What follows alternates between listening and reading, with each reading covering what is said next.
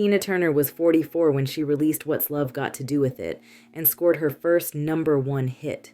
Cher was 52 when she dropped Believe and snatched a whole new generation. And at 40, Diana Ross, she had teenage girls, grown-ass women, and men of all ages fanning themselves at her 1983 Central Park concert in a thunderstorm before flying off in a damn helicopter. These women were grown. They weren't trying to be cute little ingenues. They were serving power, legacy, and glamour. And the world ate it up. But today, you hit 35 in the music industry as a woman, and folks act like you need to retire, write a memoir, and start baking cookies. So why didn't ageism knock them off the charts? Because back then, divas weren't disposable. They weren't replaced every time a 19-year-old with a ring light popped up. These women were icons, and they were treated like it. They didn't hide their age, they flaunted it, they didn't tone it down, they turned it up. And the fans, young and old, black and white, ate it up. They weren't just for your mama. They were the moment. And age wasn't even in the room. So what happened? Why were older women once worshipped in pop culture, and now they're discarded, disrespected, and erased? Let's talk about it. Once upon a time, being an older woman in music wasn't a curse. It was a crown. So what happened? They were grown, glamorous, and not giving a damn. In the 1980s, the music world was dominated by divas who had already been in the game for decades. Diana Ross, Tina Turner, Cher, Aretha, and many more. But while most industries love to toss women aside once they hit 40, these women were just getting started. They were headlining stadiums, topping charts, winning Grammys, and shaping pop culture. So, how did we go from that to women being told to hang it up by the time they turn 30? Let's look at the legends who changed the game and how the game changed for everyone who came after them. Diana Ross entered the 80s as a full-blown icon, even though she'd already been extremely successful for years, especially in 1979 with the release of her album, The Boss. But it was her 1980 album, Diana, that became one of the most successful of her career.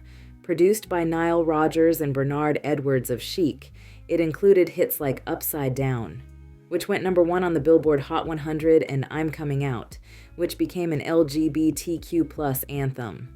Then she scored another smash with the 1981 duet Endless Love with Lionel Richie, which stayed at #1 for 9 weeks and became one of Motown's biggest hits ever. Teenagers and adults loved and revered Diana, and her star had not dimmed at all. As a matter of fact, she seemed to only get bigger. In 1983, upon turning 40 years old, she performed for over 800,000 people at Central Park in a televised concert that went down in history. Despite a torrential downpour, she stayed on stage, drenched and determined, finishing her set like a queen. She returned the next day to give fans a second show, then exited the stage via helicopter. That's diva behavior at its peak. Many people, young and old, fashioned themselves after her iconic look and attended many of her concerts in droves. She continued to have great success throughout the decade and remained a coveted, iconic diva. After surviving years of abuse and industry silence, Tina Turner made a major comeback in her mid-40s with Legs for Days and an anthem for the ages. In 1984, at the age of 44, Tina Turner orchestrated one of the most extraordinary comebacks in music history. After years of personal and professional challenges, she released the album Private Dancer, which catapulted her back into the spotlight. The album sold over 12 million copies worldwide and earned her 4 Grammy Awards, including Record of the Year for the chart-topping single What's Love Got to Do With It. Tina's resurgence wasn't confined to the recording studio. Her Private Dancer tour in 1985 spanned 177 dates across multiple continents, drawing over 2.5 million fans and grossing $40 million. She continued this momentum with the Break Every Rule World Tour in 1987 and 88, which attracted 4 million attendees and set a Guinness World Record for the largest paying audience for a solo performer, 180,000 people in Rio de Janeiro. Throughout the late 80s and 90s, Turner released successful albums like Break Every Rule and Foreign Affair, and her 1993 biopic, What's Love Got to Do with It, further cemented her status as a cultural icon. She continued to perform to sold-out arenas until her retirement from touring in 2009. Tina Turner's legacy is adorned with numerous accolades: 12 Grammy Awards, induction into the Rock and Roll Hall of Fame, both as part of Ike and Tina Turner and as a solo artist, and recognition from the Kennedy Center Honors. She passed away on May 24, 2023, at the age of 83, leaving behind an indelible mark on the music industry and a legacy of resilience and reinvention.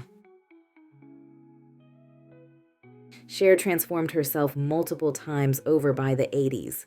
She went from TV variety star to Oscar-nominated actress in movies like Silkwood, Mask, to full-on pop rock powerhouse.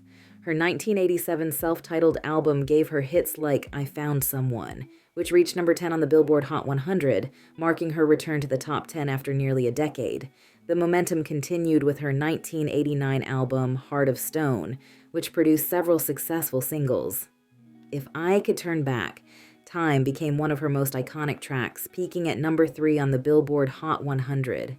The video for If I Could Turn Back Time, featuring Cher in a sheer thong bodysuit straddling a cannon on a Navy battleship, caused an uproar. MTV banned it from daytime play, but the controversy only helped. She became a symbol of ageless sexuality and rock star defiance. Then, in 1998, at age 52, Cher achieved a career-defining moment when she dropped Believe and changed pop music forever. The song topped the charts in over 20 countries, including the United States and the United Kingdom, and sold more than 11 million copies worldwide. Believe is notable for its pioneering use of auto-tune, which became known as the Cher effect, and earned her a Grammy Award for Best Dance Recording. It also made her the oldest woman to top the Billboard Hot 100 at the time, and it wasn't a nostalgia hit. Young people were obsessed. Cher's ability to reinvent herself and achieve monumental success in her 40s and 50s underscores the potential for longevity and relevance in the music industry, challenging ageist perceptions and setting a precedent for artists across generations. By the mid-1980s, at 43, Aretha Franklin, already hailed as the Queen of Soul, orchestrated a powerful comeback that reaffirmed her status in the music industry.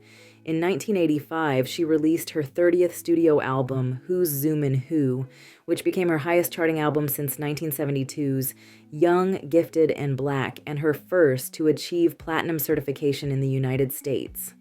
The album's lead single, Freeway of Love, was a commercial triumph, reaching number 3 on the Billboard Hot 100 and holding the number 1 spot on the Hot R&B Hip-Hop Songs chart for 5 consecutive weeks.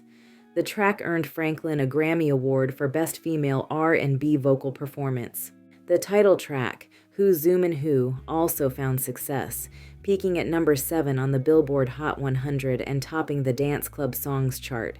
Another notable single from the album, Sisters Are Doing It For Themselves, a duet with Eurythmics, became an anthem for female empowerment and showcased Franklin's versatility and relevance in the evolving music scene. Freeway of Love gave her a Grammy, reintroduced her to the MTV generation, and proved the Queen of Soul could ride a synth-heavy beat and still out-sing everyone. She remained culturally dominant, performing for presidents, winning multiple Grammys, and staying on tour. In 1987, Franklin achieved another milestone with the duet I Knew You Were Waiting for Me alongside George Michael. The song reached number 1 on the Billboard Hot 100, marking her first chart-topping single since Respect in 1967. Throughout the 1980s, Franklin's dynamic performances and chart successes demonstrated her ability to adapt and thrive in a changing musical landscape, solidifying her legacy as a timeless and influential artist. In the early 1980s, Gladys Knight, already celebrated for her work with the Pips, continued to solidify her legacy. In 1983, at age 39, she and the Pips released the album Visions, featuring the single Save the Overtime for Me. This track marked their return to the top of the R&B charts, reaching number 1 and showcasing their adaptability to contemporary sounds. Gladys's collaborative spirit shone in 1985 when she joined forces with Dionne Warwick, Elton John, and Stevie Wonder on the charity single That's What Friends Are For, which topped the Billboard Hot 100 and earned a Grammy Award.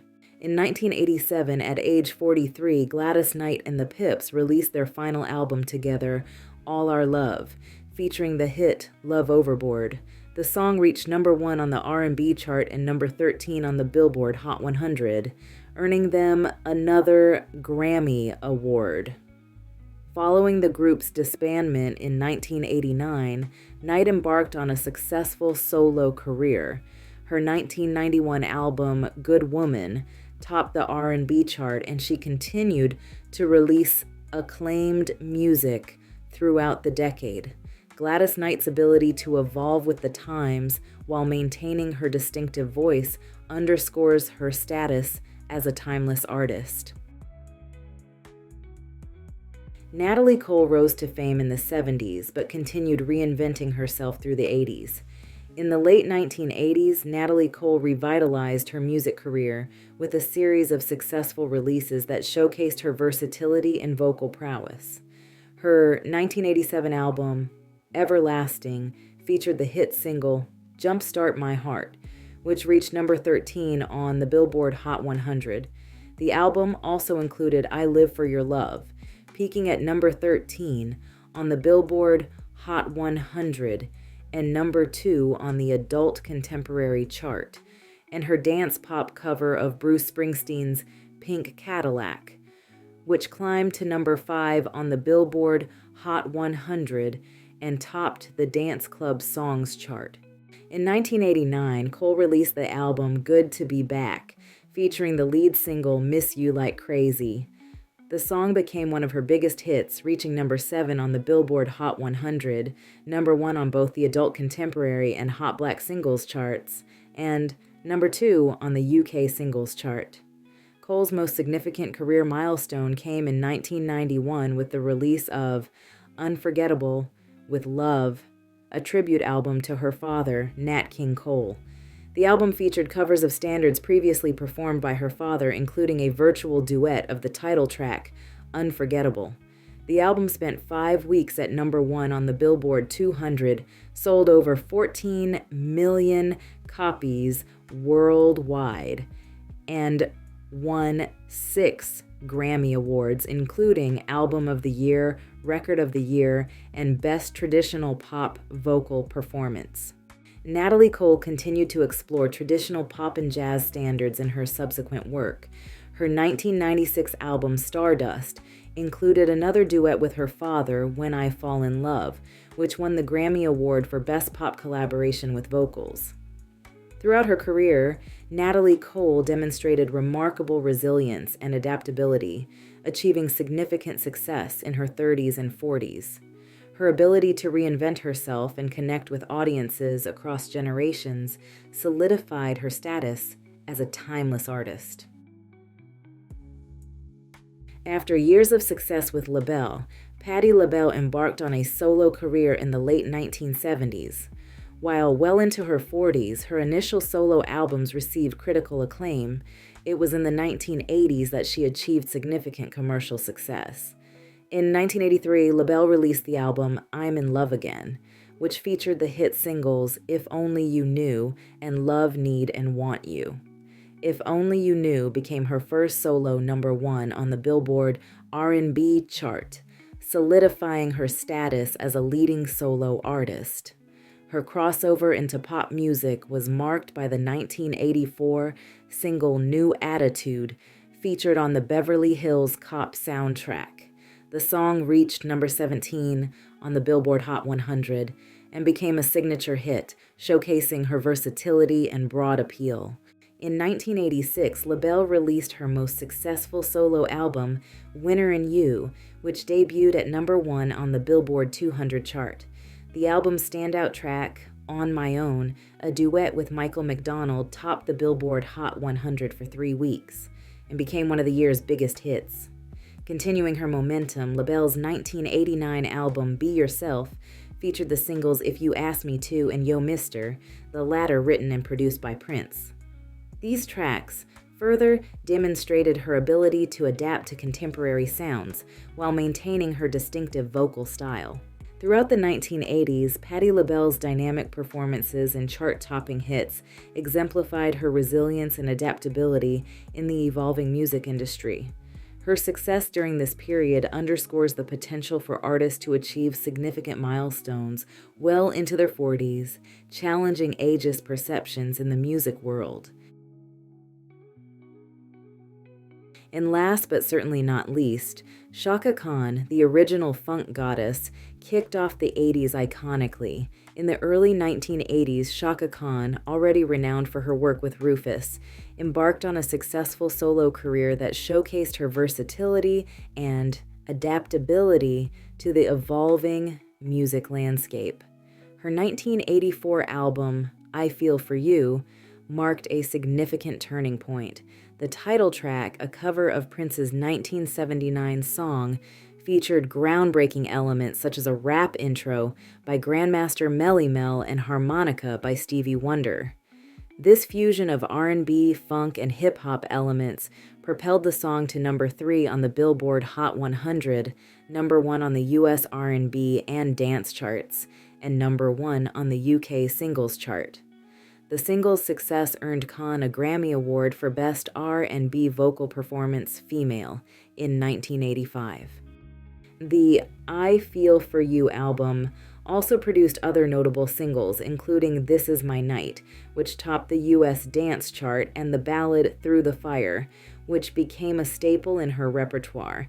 The album itself achieved platinum status, reaffirming Khan's position in the music industry. In 1986, Khan released the album Destiny, followed by CK in 1988. While these albums didn't replicate the commercial success of I Feel For You, they demonstrated her continued commitment to musical exploration and collaboration. Notably, in 1989, she collaborated with Quincy Jones and Ray Charles on the single I'll Be Good to You, which reached #1 on both the US R&B and dance charts. Throughout the 1980s, Chaka Khan's ability to blend genres and embrace new musical trends solidified her status as a dynamic and influential artist. Her work during this period not only garnered critical acclaim and commercial success, but also paved the way for future generations of artists. These women weren't just older artists who held on to fame. They were actively achieving new milestones. They charted globally, they sold out tours, they adapted without selling out, and they aged in the spotlight without being shamed for it. Record labels invested in them long term. Audiences allowed them to evolve, and the industry treated age as legacy, not liability. But then came the 90s and 2000s, and with them, the beginning of the disposable diva era. Suddenly, being 25 was considered aging out if you were a woman. The music industry stopped investing in artists for the long haul. Instead, it started churning out teenage sensations with expiration dates built in. TRL, bubblegum pop, Disney factory stars. It was all about being young, fresh, and perfectly brandable. Pop became obsessed with youth. Artists were debuting younger, being marketed faster, and disappearing sooner. Think Britney, Christina, Aaliyah, Brandy, Monica, Destiny's Child, Ashanti, Rihanna, Katy Perry, Kesha, all major stars, all young, and almost all faced industry burnout, media disrespect, and age-related ridicule before they even hit 35. The investment wasn't in legacy anymore, it was in novelty, and if you couldn't stay 22 forever, you were told to fade. Meanwhile, grown women, divas with power, control, and history, got pushed to the side. Mariah Carey was mocked for being too extra in her 30s. Madonna started being called desperate for wearing the same clothes she wore in the 80s, while Mick Jagger could strut around shirtless without a word. Janet Jackson was quietly iced out of the industry after a wardrobe malfunction she didn't even control. It wasn't just about age, it was about control. A 40-year-old woman who knows her worth and owns her career, that's not marketable to an industry that thrives on obedience. Mariah Carey ridiculed post-40 for her voice, outfits, and diva behavior.